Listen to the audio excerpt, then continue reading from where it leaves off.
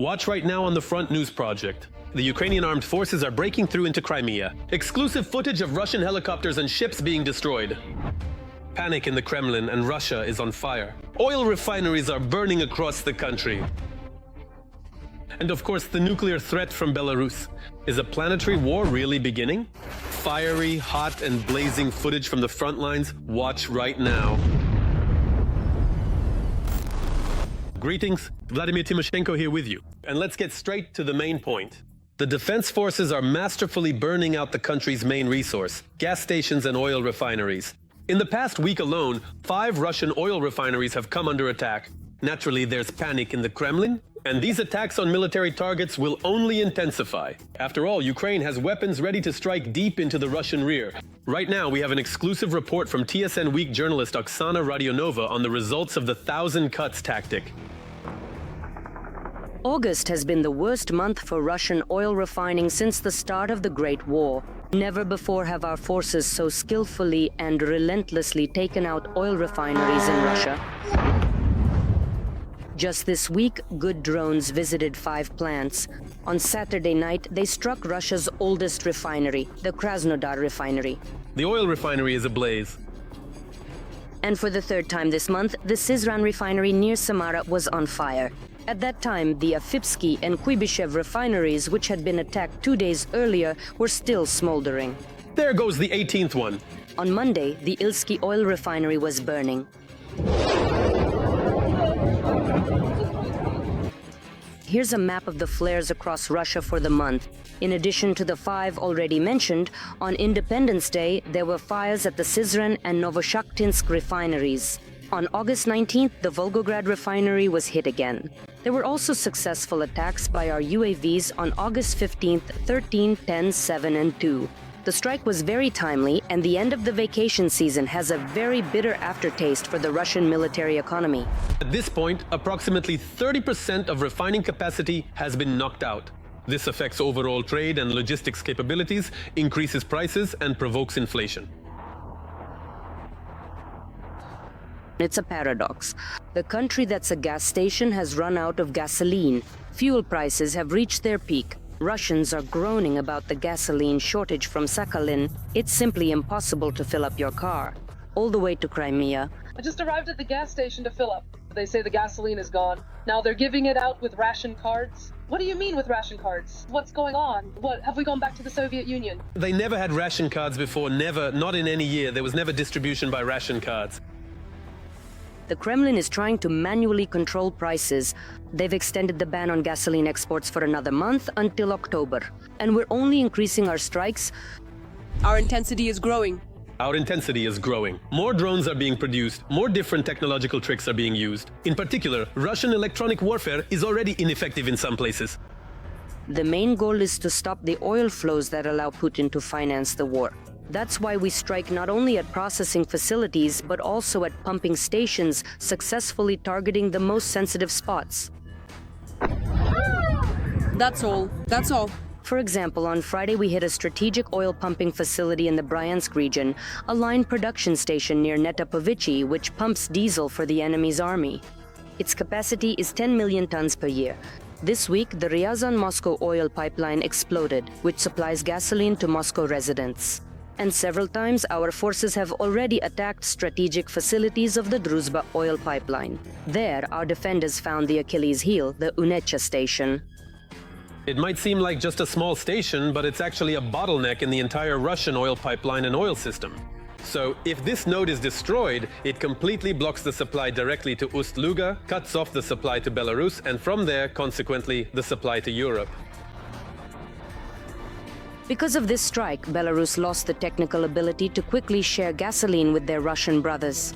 Plus, the strike hit the Druzhba pipeline so hard that it left Putin's friends, Orban and Fico, without cheap Russian oil. We have always supported the idea of and continue to do so. We have always supported friendship between Ukraine and Hungary.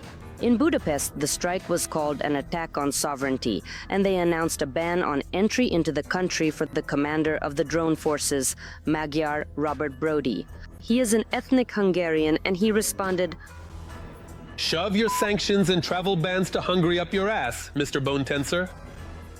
But Hungarian supplies were not the target of the strike because the main goal is to stop the flows in the Baltic direction. That's where Putin's entire shadow fleet of tankers is refueled, and that's exactly where the billions are coming from. And Hungary and Slovakia can easily give up Putin's oil. Hungary and Slovakia have an alternative oil pipeline from the Adriatic Sea and can completely stop relying on Russian supplies, but it's simply not profitable for them. There, the discount is about $100 per ton of oil for Hungary and Slovakia, which adds up to as much as 1 billion euros per year. That's a huge amount of money for these small countries, especially when you consider individual politicians. If previously oil was shipped to the port of Ust-Luga on the Baltic Sea, now it no longer goes there, and on top of that, we have attacked the port itself. A drone costing $50,000 destroys property worth millions and causes additional losses in the millions due to unproduced goods. The 18th package of sanctions from Europe, which imposed price caps on Russian oil, has also proven painful for Russia. The hole in their budget is growing exponentially. The coal industry is on the verge of bankruptcy. The main coal region, Kuzbass, is shutting down mine after mine. Even in the 90s, it wasn't like this. Aviation is also on the verge of collapse. Constant announcements of the carpet plan to close airports have made flights unpredictable and unprofitable. Due to Western sanctions, finding spare parts to repair airplanes is extremely difficult. Engines are failing more and more often. Just in August, it happened 3 times. There are problems in the automotive industry as well. Sales of the largest truck manufacturer, KAMAZ, have dropped by 60%, and last year's profits fell 28 times. So since August, KAMAZ has switched to a 4-day work week. Even at military enterprises, problems with salaries have begun, and Russians who don't want to work for free are being replaced by slaves from North Korea. Accordingly, the payment for their labor goes to the North Korean government. They receive food and a minimal amount of pocket money, so to speak. Dark times have also come for Gazprom. Russia hasn't sold as little gas as it does now since 1985. That's why the question of where to get money for Putin's war machine has become critical. He will definitely be asking for help from China, North Korea, and negotiating with India at the SCO summit. What his dictator friends will agree to, we'll see. But it seems he won't be the one setting the tone of the conversation. Both India and China understand that Russia is in a very precarious position. They too are starting to twist Russia's arm even more, demanding additional discounts. But most importantly, it's our influence, be it through beavers, ferocious ones, spirits, or Palianitsias, until the gas station country loses its last customers.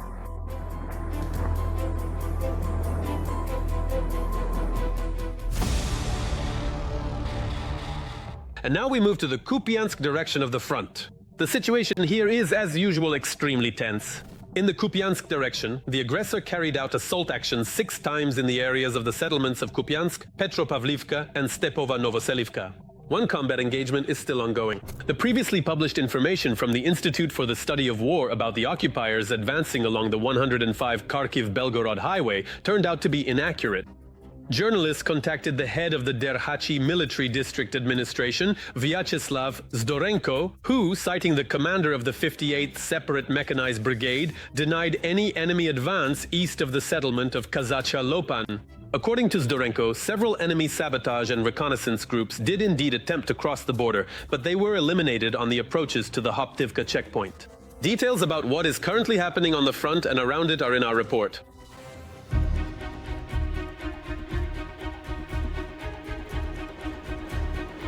The Russian army is intensifying its attacks in the Zaporizhzhia direction.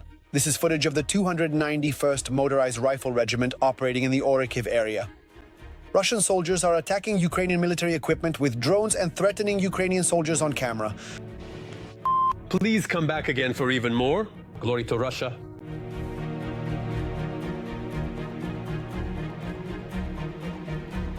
The Institute for the Study of War also notes increased activity in the Zaporizhzhia direction. They are convinced that Russian forces are preparing for a large-scale offensive in this area and are currently actively probing the ground. Russia may attempt to launch new offensive operations in the Zaporizhzhia direction. A representative of a Ukrainian brigade operating in the Zaporizhzhia direction reported that Russian forces are likely preparing for a large-scale offensive in this area, amassing troops, preparing reserves, regrouping, and conducting reconnaissance in the frontline zones. The representative stated that this increase in Russian activity is the first sign that Russian forces are preparing for a larger-scale operation. He also noted that Russian forces are striking the antennas of Ukrainian drone command posts. The representative stated that Russian forces are unlikely to attack with a large amount of heavy equipment, as they did in the spring of 2025, since Ukrainian drones and remote mining have proven effective in destroying heavy equipment.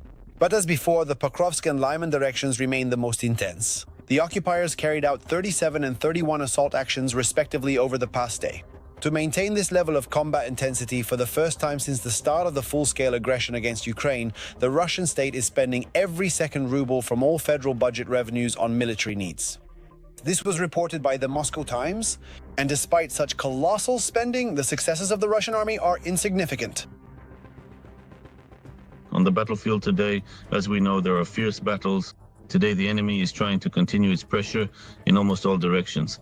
And although those who predicted for us at the beginning of this summer, especially some Western colleagues, a collapse and failure of the front, today they are loudly writing that, look, the Russian offensive campaign of the summer of 25 has failed. We are fighting by all the rules, and that is our strength. That is what will help us win. The Ukrainian defense forces are giving Russian soldiers no respite even on the temporarily occupied territory, both on land and at sea. For example, GUR fighters have seriously damaged a missile ship in the Sea of Azov.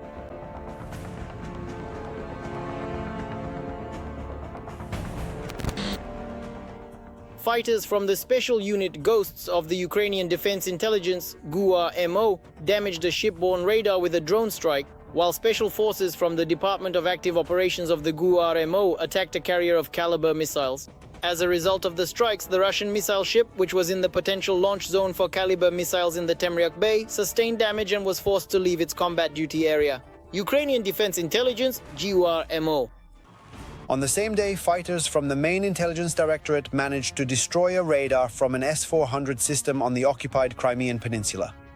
This radar station is capable of detecting targets at a distance of up to 600 kilometers and simultaneously tracking 300 targets.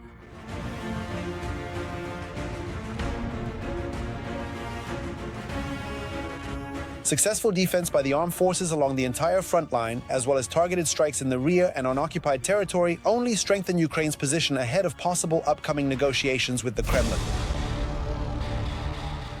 And now, let's analyze the operational situation on the blazing Pokrovsk front line. Here too the situation is, as usual, extremely tense. On the Pokrovsk front, since the beginning of the day, the occupiers have made 25 attempts to push our defenders from their positions in the areas of the settlements of Zaporizhzhia, Novoekonomicheskoye, Mirolyubovka, Zverevo, Udakhnoye, Dakhnoye, and in the direction of the settlements of Promen, Rodinskoye, and Pokrovsk. The defense forces are holding back the enemy's onslaught and have already stopped 22 attacks. Meanwhile, new schemes from Putin and his mustachioed Belarusian friend. Exercises for the use of nuclear weapons have begun in Belarus. Military drills of CSTO member states have started there, and planning for the use of nuclear weapons is their main focus. More on the nuclear threat from Lukashenko coming up. Following Putin, Lukashenko has arrived in China to participate in the events of the Shanghai Cooperation Organization Summit. Meanwhile, Russian troops have already been deployed on his territory. CSTO and Zapad 2025 exercises. What is happening on the border with Belarus while the two dictators have flown east? They'll march on Kaliningrad, cut off the Baltics, seize 3 countries, and so on, NATO countries. Military exercises involving nuclear weapons have begun in Belarus. Ukrainian border guards have heightened their readiness. We feel confident and calm here. We're not hiding the topics of the exercises. We say that the main focus of the exercises is practicing the defense of our territory by the joint regional group of forces. These activities are scheduled. Kazakhstan, Kyrgyzstan, and Tajikistan have joined the Collective Security Treaty Organization exercises. China, North Korea, and India declined to participate. There are statements directed at Belarus, claiming that Belarus or the Russian Federation are threatening someone, actually contradict the actions they themselves are taking. According to preliminary estimates, about 3,000 servicemen will come from Russia. Belarus will deploy between 7 and 10,000. According to the authorities of the Republic of Belarus, the maneuvers will take place at the Lozvida and Lipetsk training grounds. Russia and Belarus are not just mere allies. They share a truly common defense space, which they are actively strengthening due to the very complex and challenging international situation that currently prevails. Belarus has scheduled several separate activities: training for the collective rapid response forces called Interaction 2025, exercises involving reconnaissance assets called Search 2025, as well as maneuvers for logistics units called Echelon 2025. The defense of our territory is carried out by the joint regional group of forces. These activities are planned. This is not some sudden decision or anything like that. According to the official version, their goal is to practice joint defensive and offensive actions. Since 2020, a decision was made to create a regional grouping. In this way, we strictly adhere to the decisions of our heads of state. We conduct these exercises every 2 years. The rehearsal of the use of nuclear weapons and the Oreshnik missile system has been announced. The Ukrainian Ministry of Foreign Affairs has already responded to the exercises. We warn Minsk against reckless provocations. We advise them to remain prudent, not to approach the borders, and not to provoke the defense forces of Ukraine. In Belarus, there are fears that the nuclear weapons themselves will not actually be used. You can't use something that, let's say, poses a threat to the entire world, to global security. How do you plan for that? We'll learn. Analysts suggest that these exercises may have a hidden goal to create the conditions for amassing Russian troops and equipment on the territory of Belarus. We are ready for the exercises. We're not hiding anything from anyone. We are truly demonstrating openness that these exercises are ours. Such exercises traditionally cause concern among neighboring countries due to the risk of provocations, incidents, or unpredictable actions.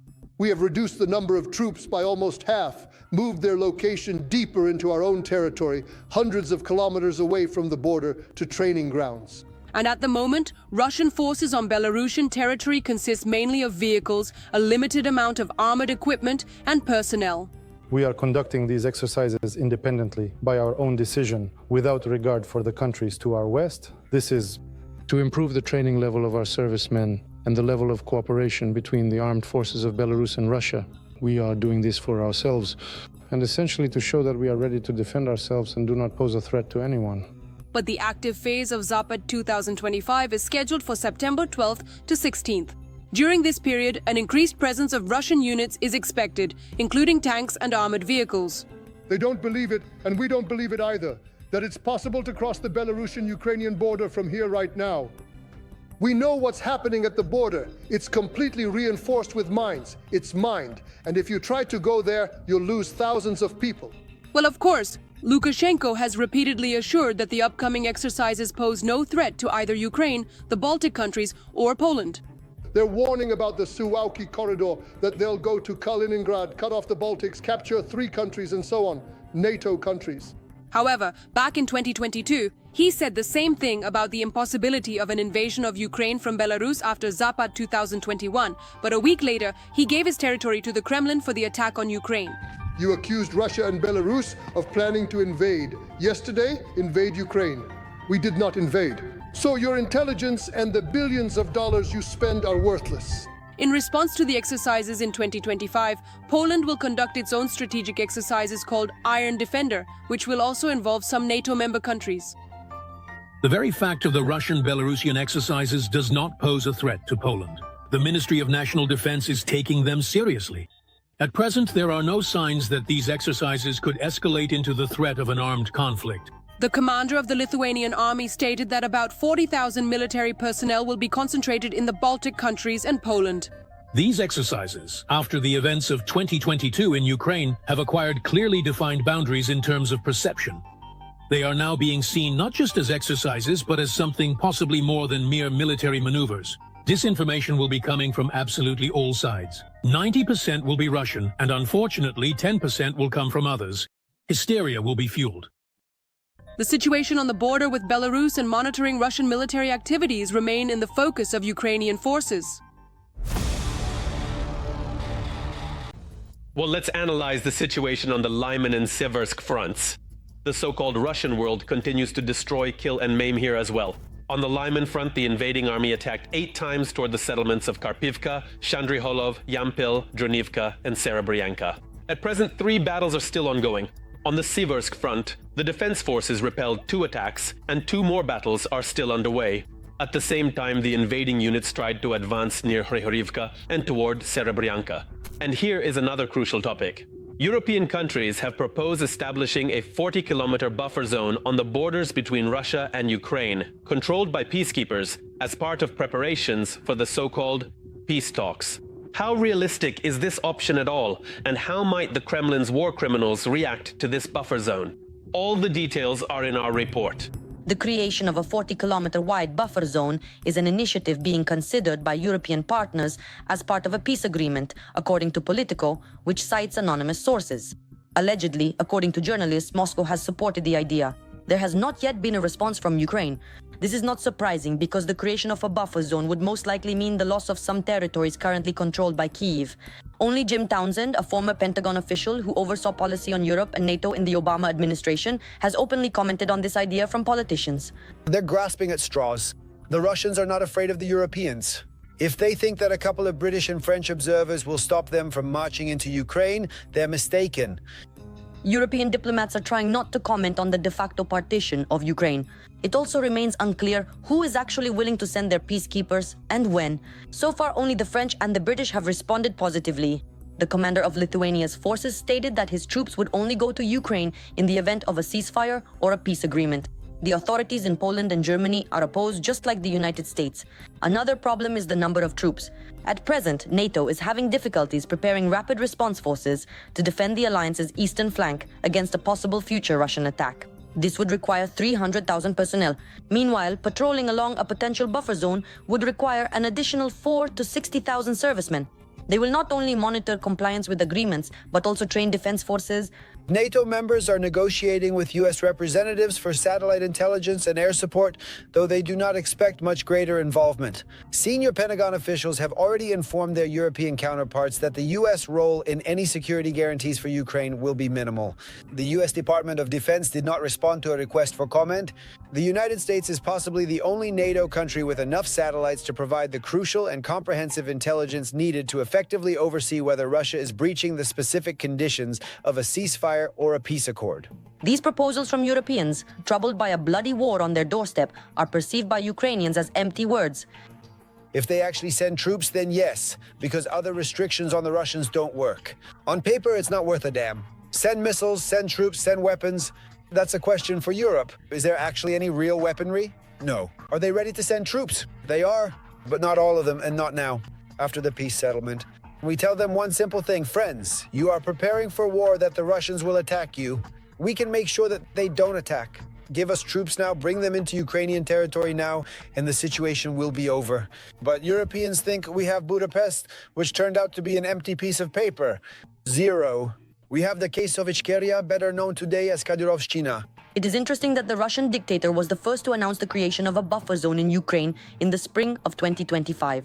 Then this statement became a kind of justification for Russian military aggression in Sumy and Kharkiv regions. After a massive attack on Ukraine, which killed 23 people in Kiev alone, the Kremlin sent Maria Zakharova to the microphone. In plain Russian, she once again voiced the Russians' conditions.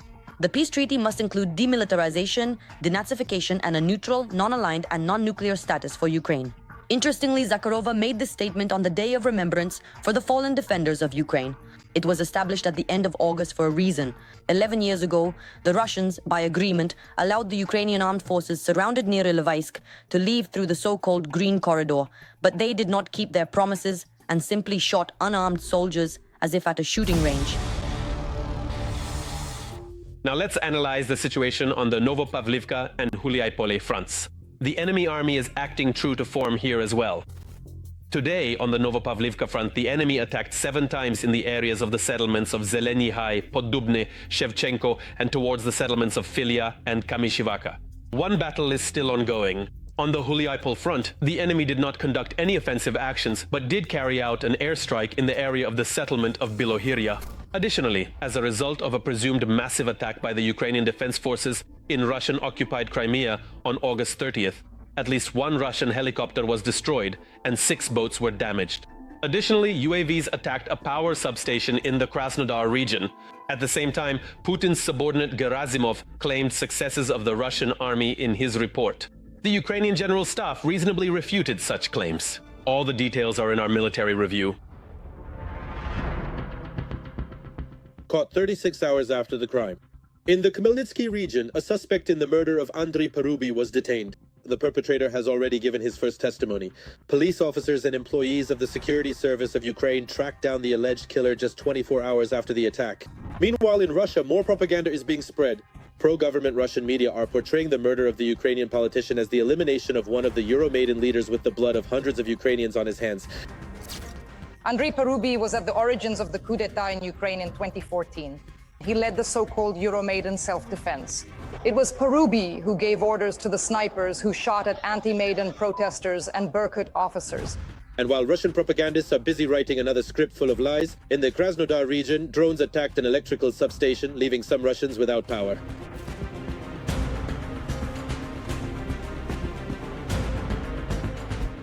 In addition, residents of Yelabuga in Tatarstan reported explosions, and Rosaviatsia announced the closure of the airports in Kazan and Nizhnekamsk. There were also explosions and fires in temporarily occupied Crimea. Special forces from the GUR's Ghosts unit struck military infrastructure and destroyed several targets. Among them were an S-400 complex and a radio telescope. But in Russia, despite the enemy's defeat, they continue to talk about victories at the front. On August 30th, Gerasimov summed up the results of the spring-summer combat operations. The Russian general claimed successes by the occupiers in their active advances on several fronts at once. But all of this turned out to be lies. The Ukrainian general staff noted that these offensives by the occupiers amounted to practically nothing. Not only did the so-called summer offensive of the Russian occupation forces fail, but in 4 years of active combat, the occupying troops have not managed to accomplish even tactical level objectives of the so-called special military operation, namely reaching the administrative borders of Donetsk region. At present, about 33% of the territory of Donetsk region remains under the control of the Ukrainian defense forces. By the way, Gerasimov's report contains completely different figures. Supposedly 27% of the territory of Donetsk region is under the control of the Ukrainian defense forces. Gerasimov's blatant lies were even criticized by Russian military bloggers. They accused the Ministry of Defense of exaggerating successes at the front. For the Russian side, especially the military and political leadership, it is extremely important to show at least some kind of success, even at the tactical level, against the backdrop of the blatant failure of the so-called special military operation, in order to reassure the Russian public amid the unprecedented level of personnel losses. Let me remind you that according to both Western intelligence agencies and the main intelligence directorate of the Ministry of Defense of Ukraine, the occupiers' losses have already exceeded 1,100,000 personnel. Meanwhile, CSTO exercises have begun in Belarus. According to statements from the General Staff, they are practicing the planning of the use of nuclear weapons during these exercises. The nature of the statements from both the Russian and Belarusian sides regarding the scenario of the exercises, including the rehearsal of the possible use of tactical nuclear weapons, should be regarded as elements of information operations by Russian special services. It should also be specifically noted that previous information from both the Russian and Belarusian sides about the redeployment of tactical nuclear weapons to the territory of the Republic of Belarus has not been confirmed. According to experts, the information about the redeployment of the ultra-modern Oreshnik weapon, which both the Russian and Belarusian dictators used to frighten the world, has also not been confirmed. That's all for today. But very soon on the Front News program, there will be new unique materials from our journalists reporting from the hottest spots of the war, obtained so that you know the truth. This was Vladimir Timoshenko with you. Take care of yourselves and your loved ones.